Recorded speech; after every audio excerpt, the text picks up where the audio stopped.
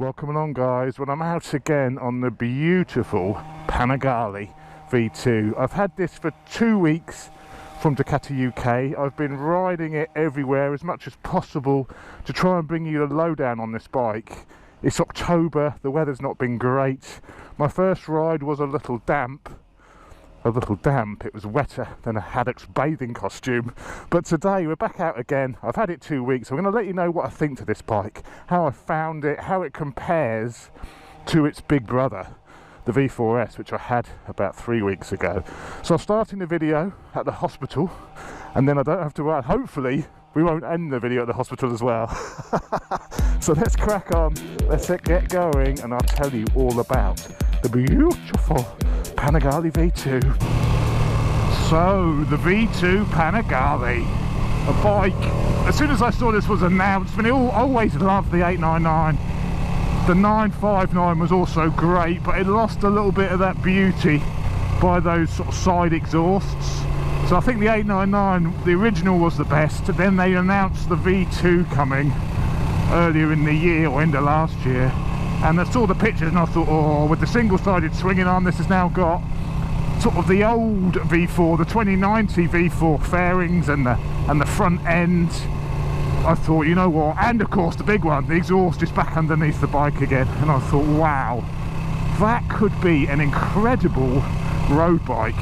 155 horsepower, so it's 5 horsepower up on the 959, 104 newton meters of torque. To be honest, for the road, that could even be classed as still a bit too much. It's certainly not a middleweight power figures. It's sort of lower end litre bike. I mean, I know this is almost a litre bike, but V-twins always make a little bit less power than the straightforward equivalent. But, you know, it's too much for the road, a little bit still. It is fast. You do not need any more than this. And I know I sound like a complete hypocrite saying that, from a man who owns a tuned H2, but it really is. Ducati have still made this as a sports bike. They've not they've not compromised it to make it a better road bike, if you get my point. It's still set up to be the best handling machine it could possibly be. So it's, you know, it's very nose down. There's a fair bit of weight on your wrist. You know, it's quite a wristy position, just like the V4, but that makes it handle beautifully. But it does compromise it a little bit as a comfortable road bike. Also, there's no it's still bloody wet, look at this. Also, there's no road-based comforts, just like its V4 brother. You know, there's no cruise control, there's no heated grips. You know, it's got a lot of electronic package and updates and tech on this bike, but all the tech is just there to make it faster. Nothing's on this bike to make it more comfortable for the rider. Oh yeah, plenty of punch.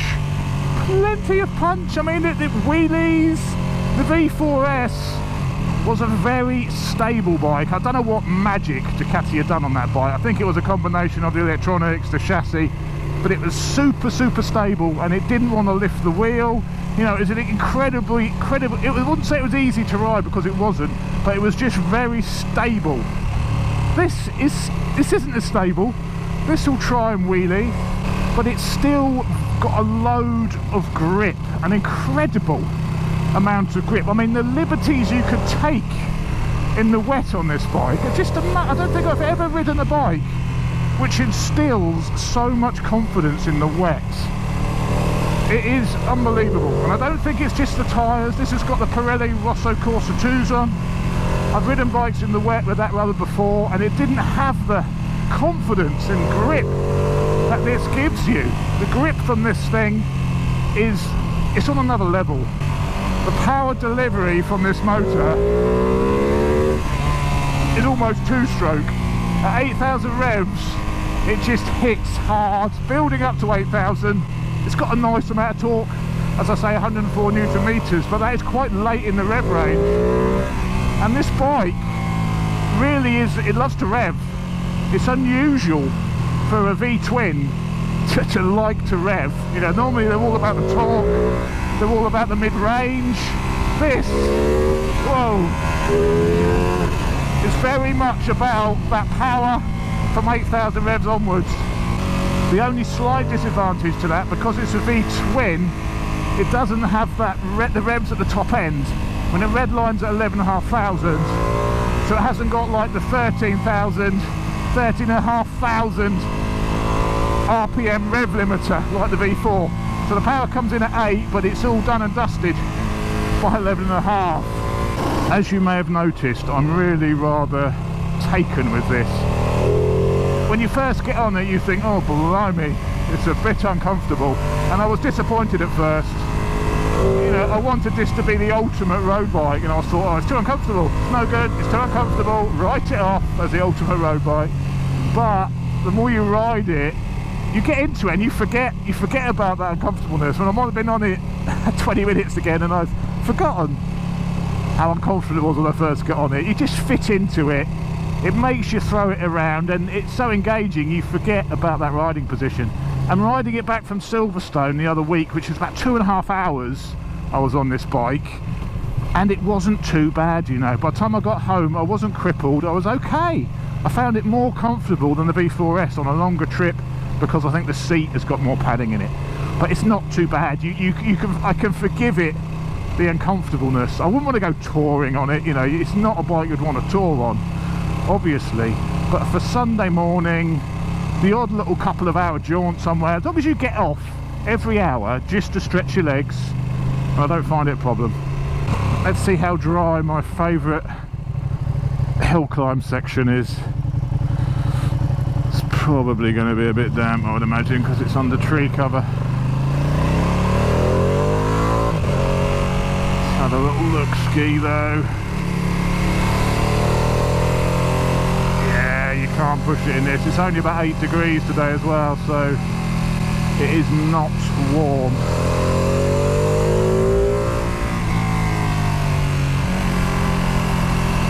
And there's leaves and stuff.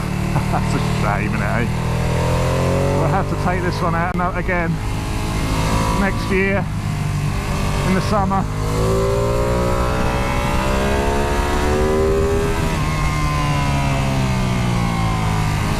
Too wet to push it. It's a shame, it's a shame. It really is a shame. Oh, it's got that, I can tell though, even with those, you know, slight bit of lean angle, I can tell it's got that lovely, you know, that level of grip around the corners, the stability that its big brother's got. It's got all of that. As I said in the first ride, it's got everything you love about the V4 version, but with a smaller price tag. That is it. It's even got all the electronics. The bike is fully customizable on the electronics front. You could turn off wheelie control and traction control separately. You know, for a mid-range, well, I say mid-range price bike, it's sort of, it's entry-level litre bike, isn't it really now, this 15 grand. Entry-level litre bike. You've got sophisticated IMU, 6-axis IMU, wheelie control which you can turn off from the traction control, which is how I've got it set now actually. And the 3 rider modes it's got, sport, street and track, you can then customise those how you want them. So you can go into each of those modes, turn off wheelie control across all of them if you wanted to, and it remembers that, and when you turn it on and off, you don't have to go in and turn the wheelie control off every time. It just goes into your mode and you have it as you've set it. You know, it's exactly what you want from an electronics package. Exactly what you want. The Ducati have nailed the electronics package, and I actually find the switch gear on the V2 much easier to use than the V4s. Pheasant, shift. On the V4s I found the buttons quite hard to push on because you had to go left and right and push on the inside of the button and with gloves on. It was really tricky. This is just up and down sliders using the indicator button. So you hold the indicators down. I just should give you a quick demo, and that takes you into the menu, and you just go up and down on this one. Race, sport, whatever you want. I think I'll just keep it in sport. Press the button, close the throttle, job done. Little 0 to 60 as we've got a clear bit of private road, not from launch because it's not fair.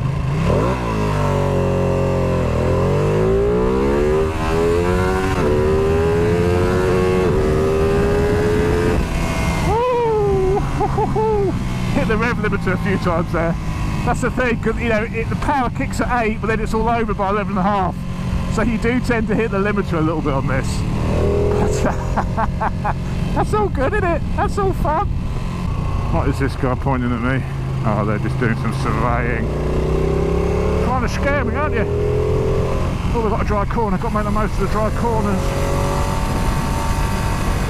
This has got the Showa big piston forks, you know, a very well-known front end now. It's a Sachs rear shock. The suspension is nice and soft. You know, it's not overly hard. I think the chassis on these, well, there's hardly any chassis. There's just a little bit at the front that bolts to the engine that also acts as the airbox. But it's obviously very rigid. So the suspension, sensibly, they've made it nice and soft on this. It's pliable, it rides over the bumps, it doesn't jar you at all. I know the V4s had the electronic suspension so you could adjust how harsh it was, but there was no comfort mode, and it was much harder, even in the street setting, it was much harder over the bumps than what this is. This is much softer, which is perfect for the road. The V4 version had a limited tank range. You only could get about 100 miles out of the bike. This, I'm pleased to say, is better. It's about 120, 130 miles out of it at a push, because I think the fuel tank's the same size, but of course it uses less fuel. So you've got about 120, 130 mile range, which is adequate. Here she is, the Panigale V2, for some close-ups. Great things about the V2 is it's still got the same headlight arrangement as the V4. That ultra sexy front end looks absolutely amazing. Brembos are not stylemas, they're a lower quality Brembo caliper. Still good, not quite as much bite, just have to pull the lever slightly harder, but they still work very well indeed. You'll notice on the V2 there is no wings. No wings on the V2, and I actually think without the wings the lines of the bike work much better for me, so it's a bonus for me. I think it's got no wings, and you're not going to notice the wings on the road from a performance point of view, so I'll go for the looks. No wings here, please. Single-sided swinging arm, beautiful. Obviously the 899 never had the single-sided swinging arm, so that completes the look of the V2 for me.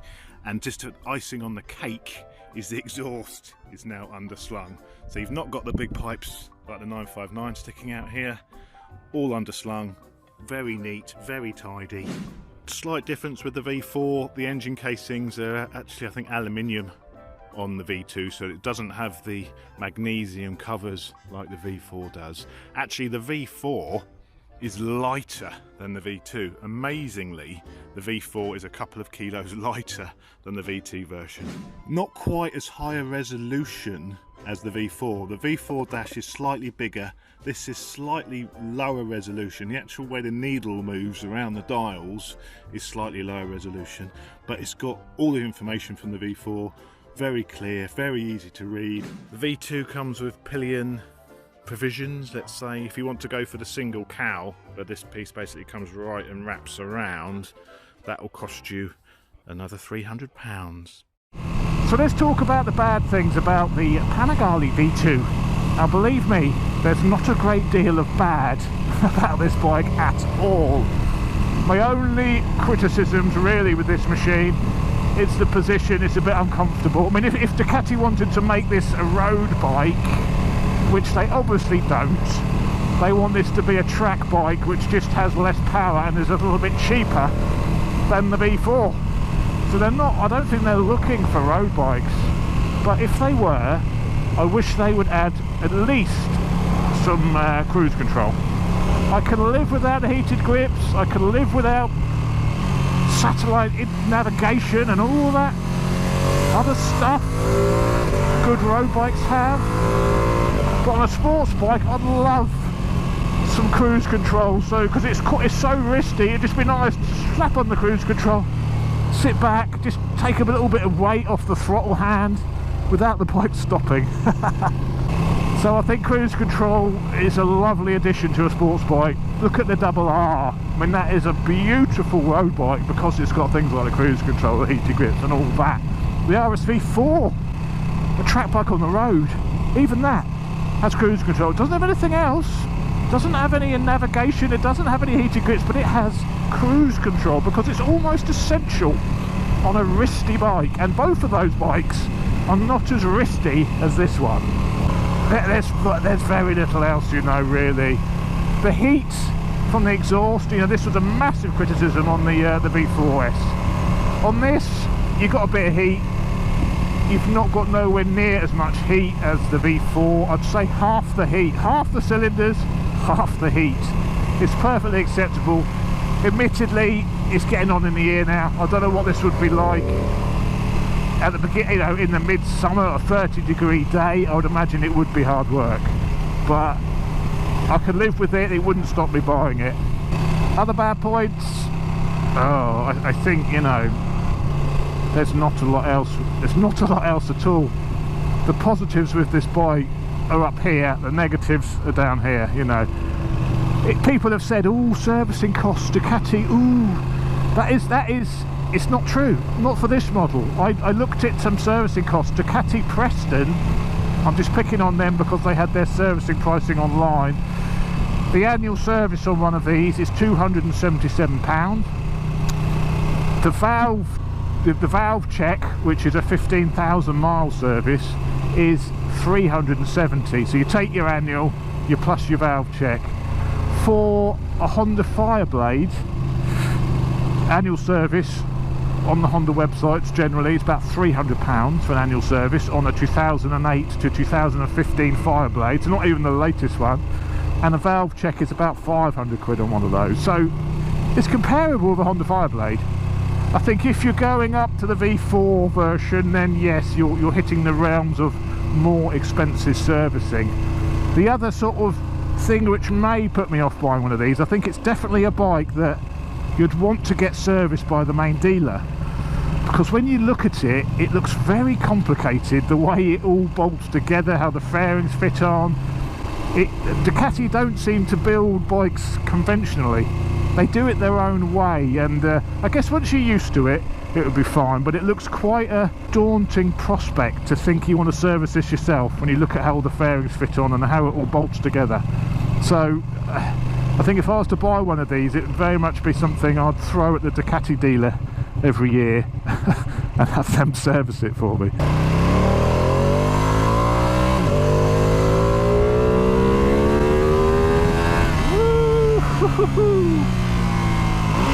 Quick shifter blipper is also as good as the V4s version.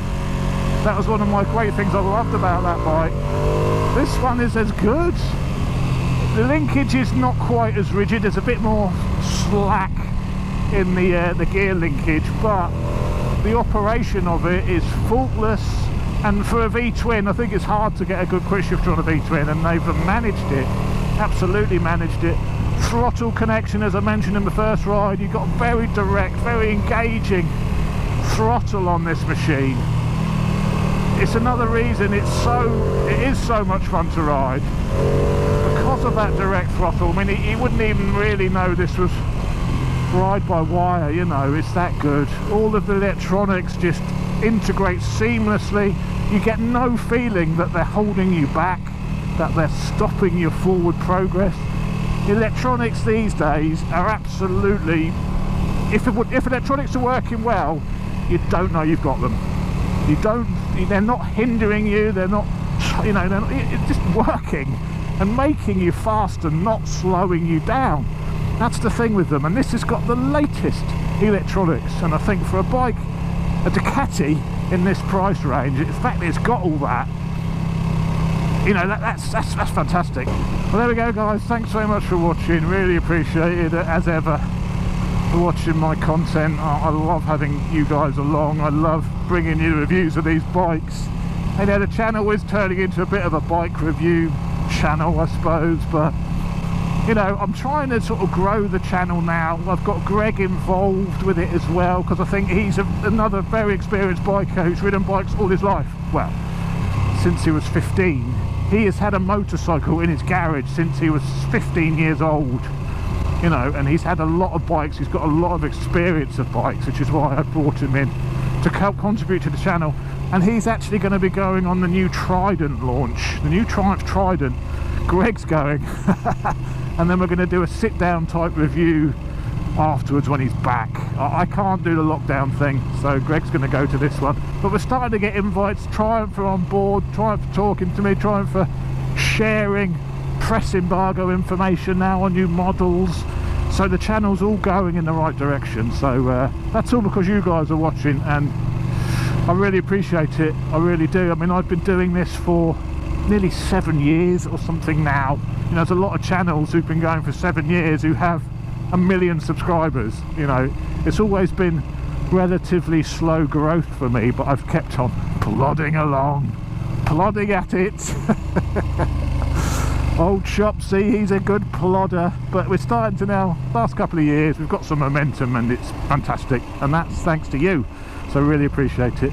So I'll see you. I don't know what order I'm going to do these, but it'll be something very cool and very entertaining.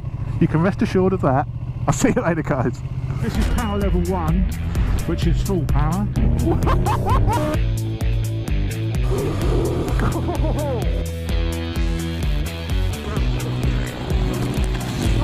It's that boy. I could do that all day. What have you done here? I told you I was scared back there. I've never dropped a bike before in my life. Oh! Backfire! That's it! That's it!